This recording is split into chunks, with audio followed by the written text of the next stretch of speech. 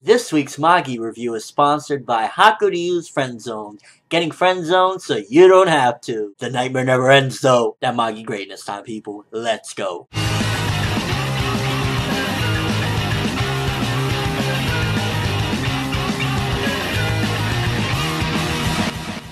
So it looks like we got double the trouble this week. We got 242 through 243 to talk about. I was going to talk about 242, but the Raw was out at the same time, and I was like, any day they're going to translate it, so let me just wait until they both come out at the same time, and then bada bing, bada boom, bada bang, I'll do the review. It seems as though we're going into another flashback arc, and this is a little bit more relevant in a sense. Well, the Solomon stuff was very relevant, but this is more so along the lines of pretty close. This wasn't like years and years and years ago. This is more along the lines of what was happening in between the first fight that Hakuryuu had with Gyokuen, where she busted his ass. This was, I think, during the Manga arc, where he went to see her and he got destroyed. And before the medium came, and remember when they showed up at the very end, him and Judal. So this is taking place, I'm guessing, in between those two. So starting off with 242, the first 8 pages was current timeline, and then the next 8 pages was basically flashback and kind of recapping Hakuryuu's life. And then the last couple pages is showing basically when he finally approached Judal to say, you know what, I want your power, I need your help. Now, one thing is definitely for sure, Hakuryuu has amassed a huge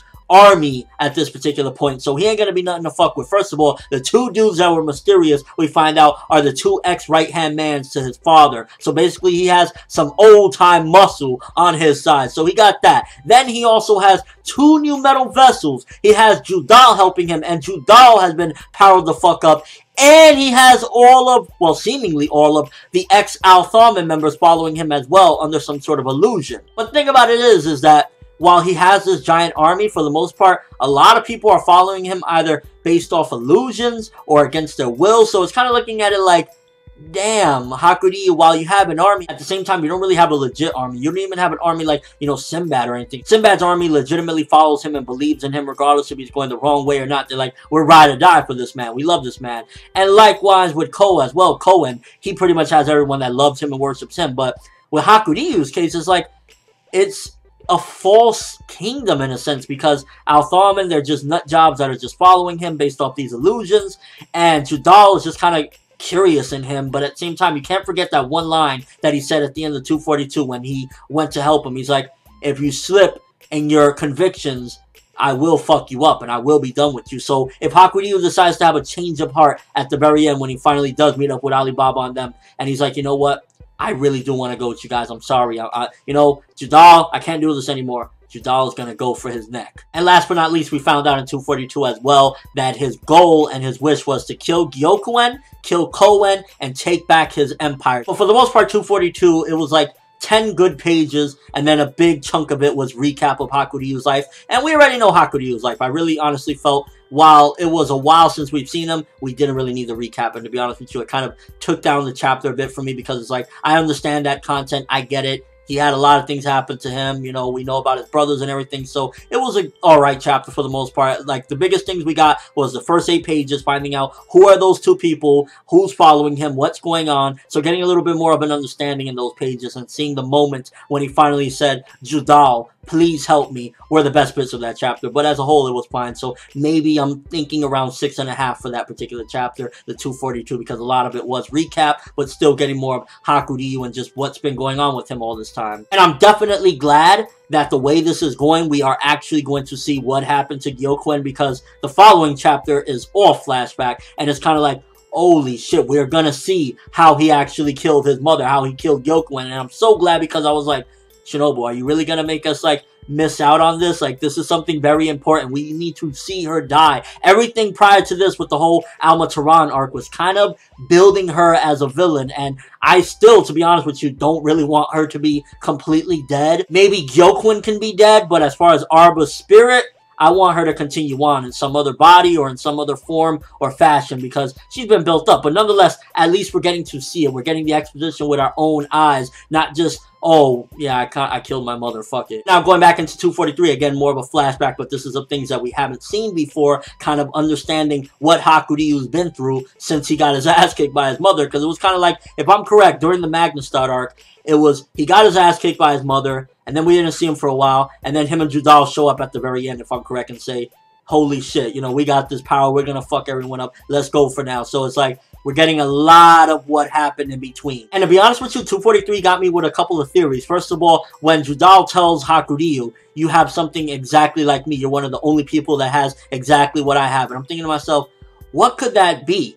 And then when we get these whole voice things in this chapter as well, 243, where it's like this voice is yelling out and rejecting things, I'm starting to think, remember, if you think back to Alma-Tarani, think back to that arc, what was the one thing that Arba said? Arba said there's a voice in her head that's constantly telling her something, and it's like, what the fuck could this voice be? And I'm starting to think maybe the Black Rook is David himself, and maybe that's why David will return in the body of Sinbad, because Sinbad's already half fallen, and once he completely falls, David's gonna be like, surprise, motherfucker. And this could also explain why Judal was constantly going after Sinbad, because Judal's already fallen, and now Hakuryuu's fallen. And the thing is, why he said you're exactly like me, you're the only one exactly like me, is because he's completely fallen. Sinbad has slightly fallen. Remember, he's only half fallen at this point. And again, that's why he was going after him, though Hakuryuu was like, this man has fallen, I want to be with him. I don't know gay shit, though. It has been a while since we've actually went and tried to conquer a dungeon, and what a more original way. To be honest with you, it kind of got me excited. We've never seen in the entirety of the series Judal on a mission, let alone to go conquer a dungeon with Hakuryuu, this soon-to-be nut job just on the same level as Judal. So we have these two crazy fucks going into a dungeon. Then getting a little bit more into the characterization of Judal, I'm like, oh yeah, I am totally with it right now. Because with this dungeon, Belial is basically the guy that, you know, runs this shit or whatever, the djinn that runs it. He shows a piece and a fragment of your mind of what you're actually thinking. And he more so was trying to show the good side of what they want. So he was showing like Aladdin saying, hey, cut your ties with Al-Tham and join us. And the thing about it is that we can clearly see when they're lying because they sustain damage to their body, their flesh gets cut or whatever. So you can definitely see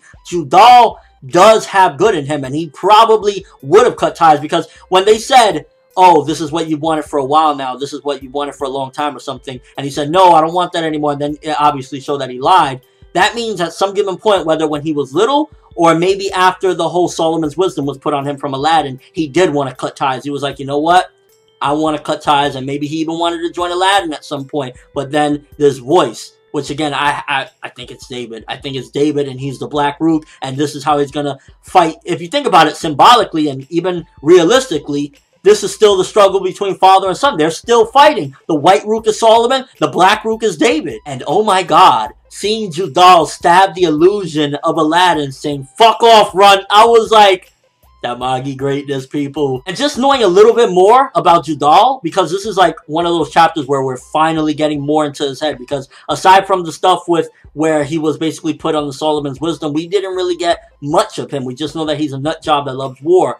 He does have good sides to him. He does, in some form or another, want a proper kingdom with a proper king, but it's this voice. And it's making me wonder, the djinn of this dungeon, why would in the end he give this power? So I'm like, I can't wait to find out with the next chapter. Why would he give him the power if he already knows that this guy's fallen? And even in the end, when he tried to do the final test to say, you know what, he is a proper king, he's gonna go the right way, he said, no, this voice is screaming in my head, and I gotta trust this voice. So either Belial, or whatever the fuck his name is, he's going to either say, you know what, I still trust that he'll go the right path at some point, or him and Judal are gonna force a djinn to follow him. And if that's the case, oh my fucking God. And that second chapter, I'm leaning more towards 7.5 to an 8, because it was good / very good. I think the biggest thing that's obviously is like, we just came back from like over 6 months of flashback to kind of come to this, and I still technically count it as flashback, but then it kind of doesn't feel like flashback in a sense, simply because these are things that not only have we not seen, but they're very important to the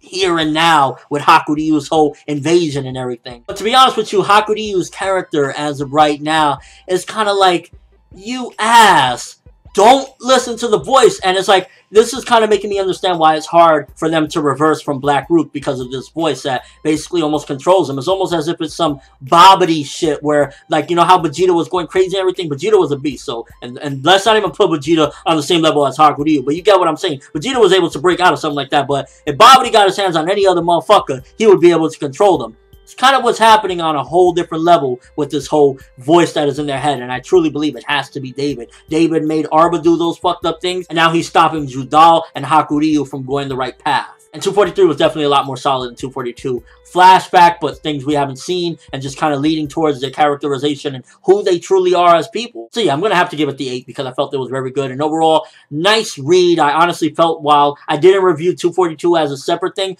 reading them together felt more cohesive and felt like a much better flow, to be honest with you, and that's good. So I'm glad in a way I didn't do the review by itself. And overall, pretty good stuff. Definitely can't wait to see more and hopefully get out of this flashback. I hope it's not too long because we were in Almatron for a long-ass time. Let's hurry up, go through this, find out why Hakuryuu is upset, why he's bitching, and then move on. Well, we know why he's bitching. He got friend-zoned. He's kind of like Sasuke, except Sasuke was the one that friend-zoned Sakura, so yeah. People get so upset when I do those references. It's like, I'm referencing something that you know about. It's not that I'm saying that it's the same character. And people find it as some sort of disrespect. Why am I even getting into this? Fuck it. But let me know what you thought of these two chapters. What do you think about Hakuryuu and Judal? Do you feel as though it's possible for either one of these two to go back? Especially, like, for me, it's like Hakuryuu still has a stronger chance than Judal. But it would be interesting to see if he even for a day walked the path that he kind of wants to walk, and that's a good path. And your overall thoughts of this flashback. But that's all I have for this one. Thanks for watching. Hope you enjoyed. If you liked anything I had to say or enjoyed the video, drop me a like. I'd greatly appreciate it. And if you haven't subscribed, if you could do so as well, that'd be awesome. I'm ForneverWorld, and as always, people, it's that Magi greatness. Yeah, have an awesome day.